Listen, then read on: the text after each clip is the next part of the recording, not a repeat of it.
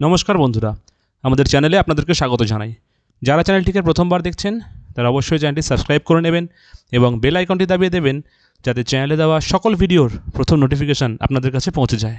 তো আমরা অনেকেই প্রত্যাশা করেছিলাম যে একাদশ দ্বাদশ শ্রেণীর শিক্ষক নিয়োগে হয়তো বাড়তে পারে শূন্যপদের সংখ্যা, কিন্তু শেষ পর্যন্ত সেটা কমে যাচ্ছে।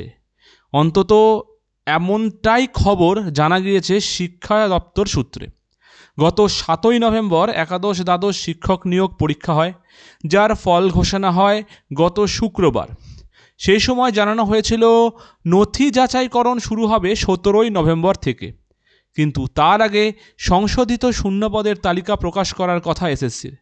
বৃহস্পতিবার শিক্ষা দপ্তরের তরফে সেই তালিকা পাঠিয়ে দেওয়া হয়েছে বলে জানা গিয়েছে।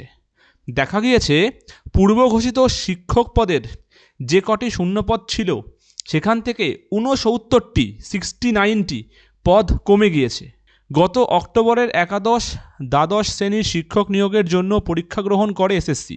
সেই সময় শিক্ষা দপ্তর 12,514টি শূন্যপদের তালিকা পাঠিয়েছিল তাদের কাছে। তার ভিত্তিতেই কিন্তু পরীক্ষা হয়েছিল। আইন অনুযায়ী ইন্টারভিউ বা নথি যাচাইয়ের অন্তত 15 দিন আগে সংশোধিত শূন্যপদের তালিকা প্রকাশ করতে হয়। বৃহস্পতিবার তা হাতে এসেছে এসএসসি দপ্তরের। দেখা গিয়েছে এখন শূন্যপদের সংখ্যা কমে দাঁড়িয়েছে 12,445টি। এসএসসির তরফে আগেই জানানো হয়েছিল সংশোধিত শূন্যপদের তালিকা হাতে আসার পরই নথি যাচাই এবং ইন্টারভিউয়ের জন্য প্রার্থীদের তালিকা প্রকাশ করা হবে। সূত্রের খবর, 100টি শূন্যপদের জন্য 160 জনকে ইন্টারভিউয়ে ডাকা হবে, অর্থাৎ 1:6 রেশিওতে। আবার সর্বোচ্চ নাম্বার যদি একাধিক ব্যক্তি পেয়ে থাকেন তাহলে তাদের সকলকে ডাকবে এসএসসি।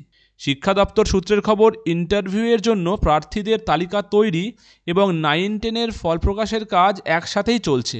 সব দিক থেকে পরিষ্কারভাবে খতিয়ে দেখে ইন্টারভিউ তালিকা দ্রুত তৈরির চেষ্টা চলছে বলে জানিয়েছে এসএসসি।